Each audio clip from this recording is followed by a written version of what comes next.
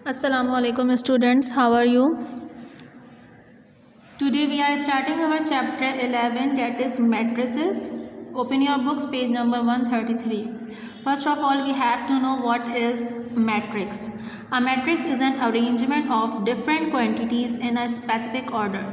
Matrix क्या है? Matrix is basically एक अरेंजमेंट है मुख्तलिफ़ क्वांटिटीज़ की एक ख़ास किस्म के ऑर्डर में. फॉर एग्ज़ाम्पल, अगर हम किसी दुकान की बात करें या किसी शॉप से रिलेटेड बात करें या किसी कारखाने से रिलेटेड हम बात करें, तो वहाँ पे मुख्तलिफ़ किस्म का जो है हमारे पास सामान होता है, प्रोडक्ट्स होती हैं. तो उन प्रोडक्ट्स को अरेंज करना एक ख़ास किस्म के ऑर्डर से, वो ऑर्डर कहलाता है मैट्रिसेस.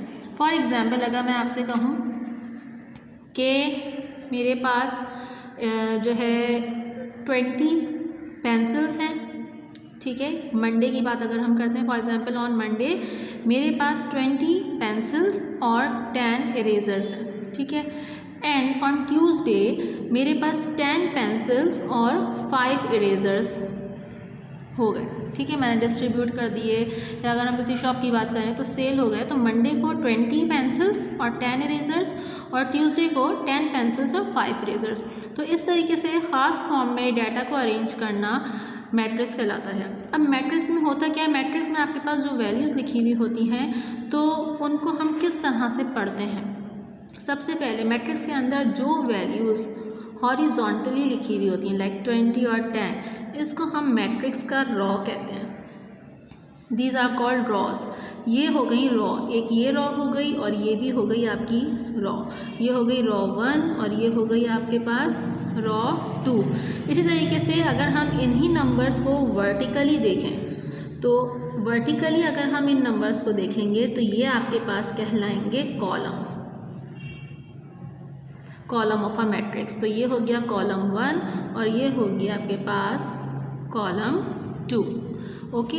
सो मैट्रिक्स के अंदर क्या मौजूद होती हैं? रॉस और कॉलम्स. सो हमें सबसे पहले मैट्रिक्स को चेक करने के लिए उसका ऑर्डर देखना होता है.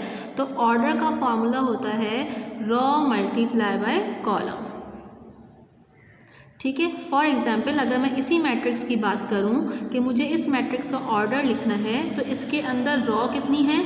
2. ये हो गई 1 रॉ और ये हो गई सेकंड रॉ, तो मैं लिख दूंगी 2. और कॉलम कितने हैं? तो कॉलम भी 2 हैं, तो मैं यहाँ लिख दूंगी 2. सो बस इसको हमें मल्टीप्लाई नहीं करना होता, हमें सिर्फ ऑर्डर बताना होता है कि मैट्रिक्स का ऑर्डर क्या है.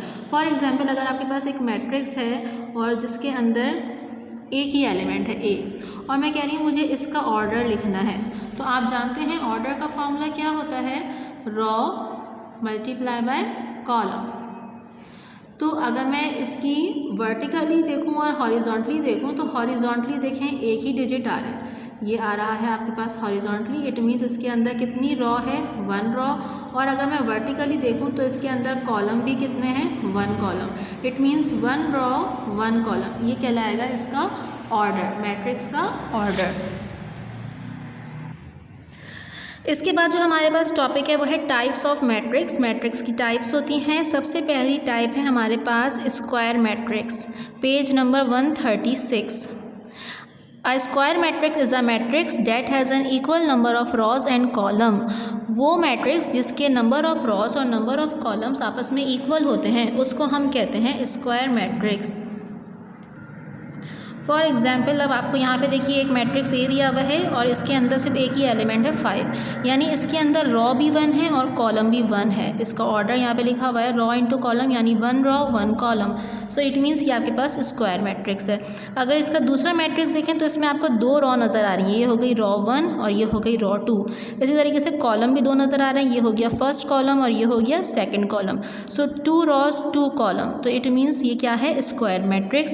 इसी तरीके से जो नेक्स्ट मैट्रिक्स है उसमें 3 रॉस हैं और 3 कॉलम हैं. तो जिस मैट्रिक्स के नंबर ऑफ रॉस और नंबर ऑफ कॉलम्स आपस में बराबर होंगे वो मैट्रिक्स कौन सा कहलाएगा? Square matrix.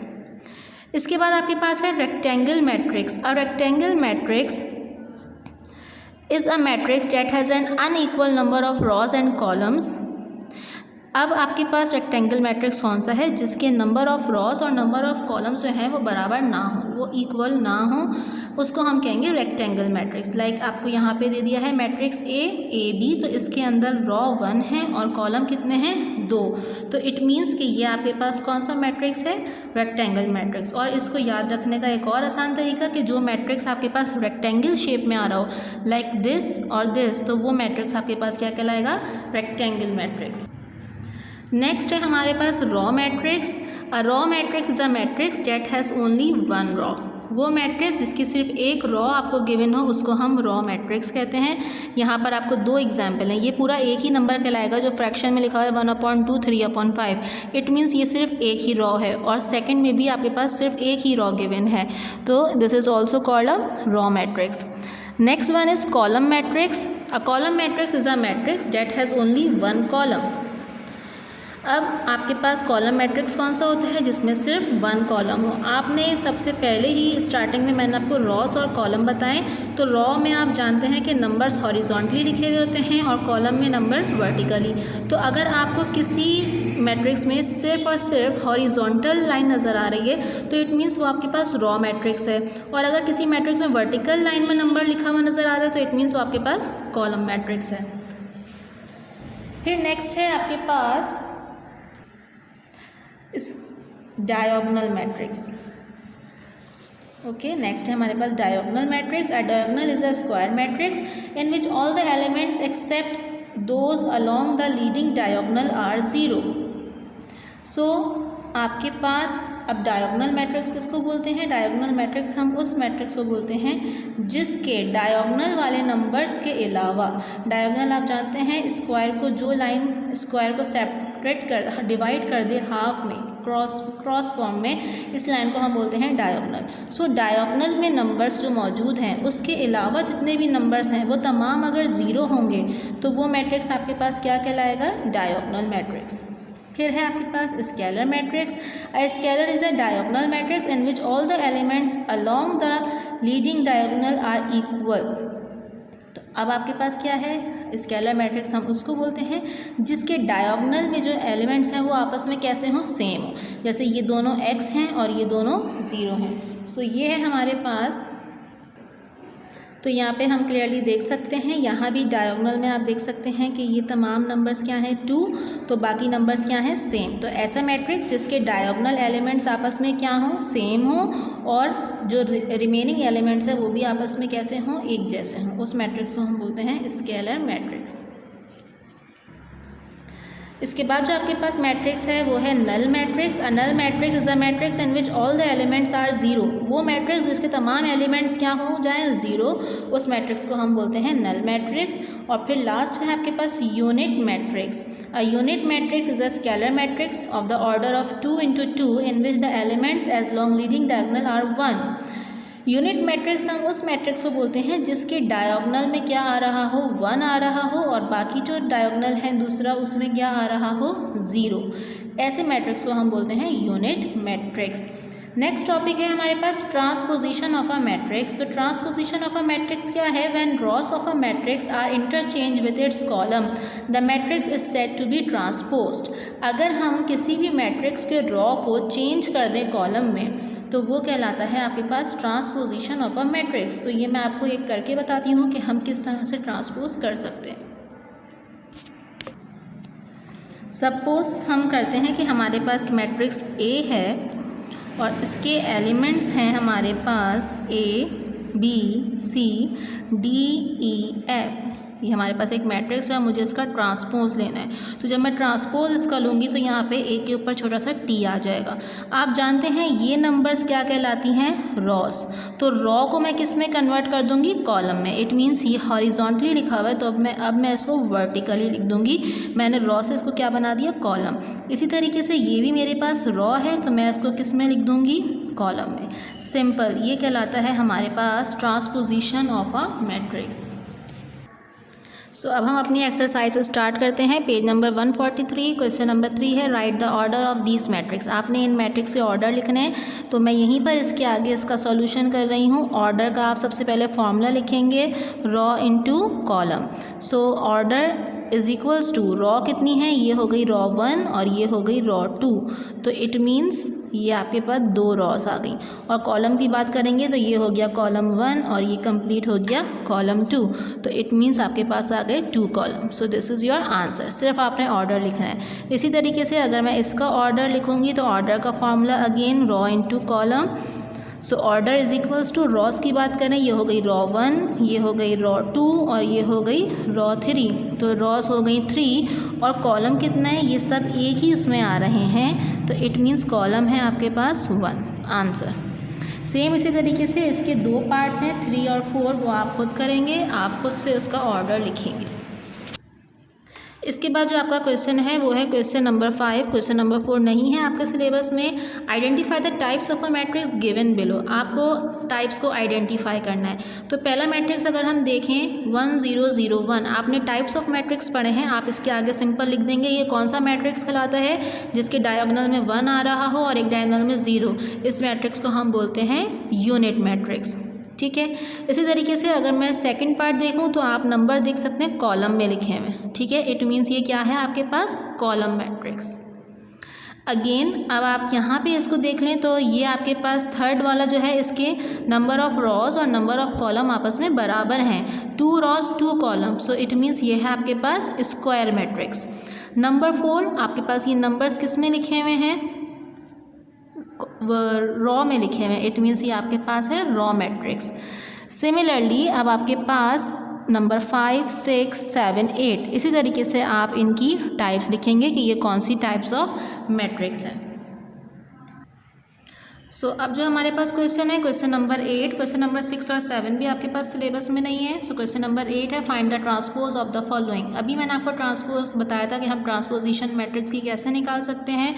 सो क्वेश्चन है a इज इक्वल्स टू 2 3 -6 0। अब मुझे इसका ट्रांसपोज लेना है तो सिंपल मैं लिखूंगी a ट्रांसपोज। ये मेरे पास रॉ है 2 3, तो मैं इसको कॉलम में लिख लूँगी लाइक 2 3, और -6 0 भी रॉ में लिखा हुआ है तो मैं इसको लिख दूँगी कॉलम में। So this is our required answer. Simple, raw है तो आप कॉलम में कर देंगे। इसी तरीके से मैं आपको इसका थर्ड पार्ट करा रही हूँ। थर्ड पार्ट है हमारे पास c is equals to 11 multiply by -11 and 30/2। तो 11 मल्टीप्लाई बाय -11 से आपको परेशान होने की ज़रूरत नहीं है। c ट्रांसपोज लिखेंगे, बस ये आपके पास रॉ में लिखा हुआ है तो आप इसको कॉलम में कर देंगे। 11 multiply by -11 as it is, और 30/2 जो है वो नीचे आ जाएगा। यानी हमने उसको किस में कन्वर्ट कर दिया, रॉ से कॉलम में कन्वर्ट कर दिया। सो ये हो गया है सिंपल हमारा आंसर। इसको मैं आपको दिखा देती हूँ। ये सिंपल रॉ थी तो हमने उसको कॉलम में करके लिख दिया। इट मीन्स हॉरिजॉन्टली था तो हमने उसको वर्टिकली लिख दिया। ये हो गया आपका आंसर। सो सेम इसी तरीके से इसका सेकंड एंड फोर्थ पार्ट जो है वो आप लोग खुद करेंगे, उसका ट्रांसपोज आप फाइंड करेंगे। ओके, सो क्वेश्चन नंबर 9 है अब आपके पास select the pairs of equal matrix. अब आपने इक्वल मैट्रिक्स का पेयर जो है सिलेक्ट करना है, यानी कौन से मैट्रिक्स आपस में इक्वल है। तो ए मैट्रिक्स आपको दिया हुआ है और बी मैट्रिक्स दिया हुआ है, तो आपको कैसे पता चलेगा इक्वल मैट्रिक्स हैं। इक्वल मैट्रिक्स वो होते हैं जिनके नंबर ऑफ़ एलिमेंट्स आपस में क्या हो, सेम हो, यानी ये जो नंबर्स हैं वो आपस में एक जैसे हों। तो सबसे पहले मैं ए मैट्रिक्स अगर लिखूँ तो मैं इसको मल्टीप्लाई करूँगी, हो जाएगा 6 7 42, 64 as it is, -7 as it is, 55 as it is. और बी मैट्रिक्स अगर मैं देखूं तो 14 को जब मैं 4 से मल्टीप्लाई करूंगी तो ये आपके पास क्या आ जाएगा, 56, 9 + 2 -7, 60 + 4 64 एंड 5 11 55। तो आप देख सकते हैं सारे एलिमेंट सेम है, लेकिन जो पहला एलिमेंट है वो सेम नहीं है। यहाँ है 42 और यहाँ है 56। तो it means they are not equal. ये दोनों मैट्रिक्स आपस में इक्वल नहीं है। इसी तरीके से इसका सेकंड पार्ट है और थर्ड पार्ट है, वो आप सेम इसी तरीके से उसको सॉल्व करेंगे और जो मैट्रिक्स जिसके एलिमेंट सेम आ जाएंगे उसके आगे आप लिख देंगे they are equal. So chapter आप लोगों का कंप्लीट हो गया है। अब हम इसकी एक्सरसाइज स्टार्ट करेंगे। Fill in the blanks. The order of matrix with 2 rows and 4 column. तो आप इस ऑर्डर को कैसे लिखेंगे, हम लिखते हैं पहले रॉ लिखते हैं फिर कॉलम, तो ये हो जाएगा 2 × 4 यानी 2 रॉस एंड 4 कॉलम। नेक्स्ट है a matrix with 2 rows and 3 column. वो मैट्रिक्स जिसके नंबर ऑफ रॉस और कॉलम बराबर ना हो, हम उसे क्या बोलते हैं, रेक्टेंगल मैट्रिक्स। तो सेकंड में आ जाएगा आपके पास रेक्टेंगल। थर्ड है a matrix has dash diagonal. एक मैट्रिक्स में कितने डायगोनल होते हैं, तो एक मैट्रिक्स में 2 डायगोनल्स होते हैं, यहाँ आ जाएगा 2। Now 1 0 0 1 is a dash matrix. इस मैट्रिक्स को हम क्या बोलते हैं, unit matrix. The quantities in a matrix are called. Matrix के अंदर जो ये नंबर्स लिखे हुए होते हैं हम इनको क्या बोलते हैं, एलिमेंट्स। इसके बाद जो क्वेश्चन है आपके पास, state whether the following are true और फॉल्स। ये ट्रू एंड फॉल्स आप खुद करेंगे क्योंकि ये तमाम मैंने आपको एक्सप्लेन किया है और डेफिनेशंस भी बताई हैं। नेक्स्ट अब हमारे पास हैं इसके MCQs। So select the correct answer of the given options. What is the sum of 1 0 0 1 and 0 1 1 0। Sum आप जानते हैं हम किसको बोलते हैं, एडिशन को। तो मैं आपको बता देती हूँ कि अगर हमें इन दोनों को ऐड करना होगा तो हम क्या करेंगे, आप सेम एलिमेंट्स को ऐड करेंगे। यानी पहले मैट्रिक्स का 1 और इस मैट्रिक्स का पहला नंबर क्या है, 0। सो 1 + 0 क्या हो जाएगा, 1।